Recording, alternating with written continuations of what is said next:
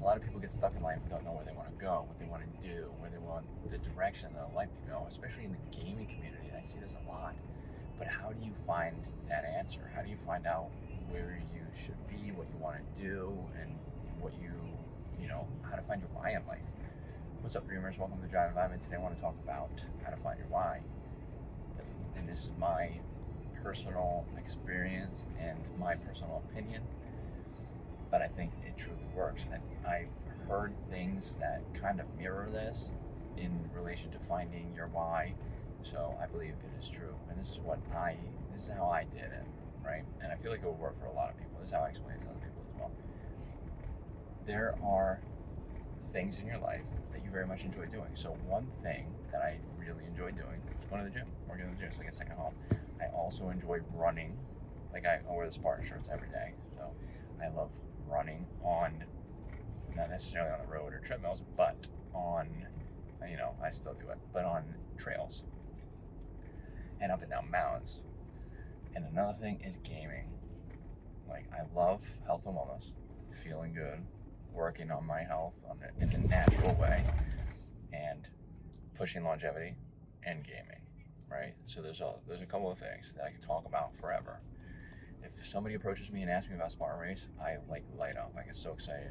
I tell my experiences. I ask them, I tell them about, what I've done, how many races I've done. I ask them if they, would be interested. I let them know how, it's for everybody. It's not just for elite athletes or athletes in general. You don't even have to be a runner. You can go do a Spartan Race. But that's something that I get excited talking about. I get excited about exercising, working out. I can talk about that. Light up, do the same thing. And gaming, right?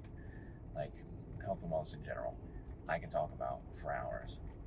And it took me a while to realize, because I didn't really know where my path was going to go, like what I wanted to do in life. But it took me a while to realize that that's what I needed to do. Like that's where I belong, because I can talk about it forever. It's something that interests me the most. It's something I spend a lot of my time researching and studying and putting effort into. And I can, any question somebody asks me, for the most part, it's either I can answer it or I will be very interested in learning about it. Like that's kind of what you need to do. You got to think about a topic, think about a hobby that you have, think about a time where you could, or think about something, a hobby, or something of interest to you that you could talk to one of your friends or family or just anybody in general about for basically, hours, right? Like without even thinking about it, just talking to them about it, and the excitement you get. That's something you should take into consideration. And a lot of times, more often than not, there are jobs that you can get that are related to whatever the topic is in the world. I mean, millions of jobs, right? So you might be able to do it. And I didn't start out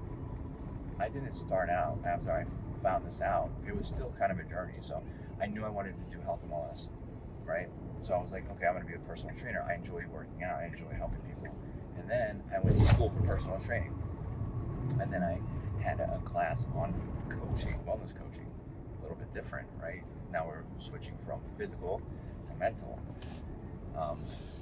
exercise, we'll say, for lack of a better term. And that's when I realized the coaching is exactly what I wanted to do. Before all of that, I got my bachelor's in cybersecurity. I'm very interested in technology and security and preventing hackers from taking over the world and all this cool stuff. And I thought that's where I wanted to go, but it turns out that's really not. And what really stuck was after I went to school 3 times and found out that this is where I want to go. That's what I want to do. Like I could just feel it. I talk about health and wellness. I light up when I talk about it. That's how I know that's where I belong. And now, it's one of those things where it turns out, or it starts, sometimes it starts as like a hobby to see if you want to do it, and then, move from there. And sometimes it's trial and error.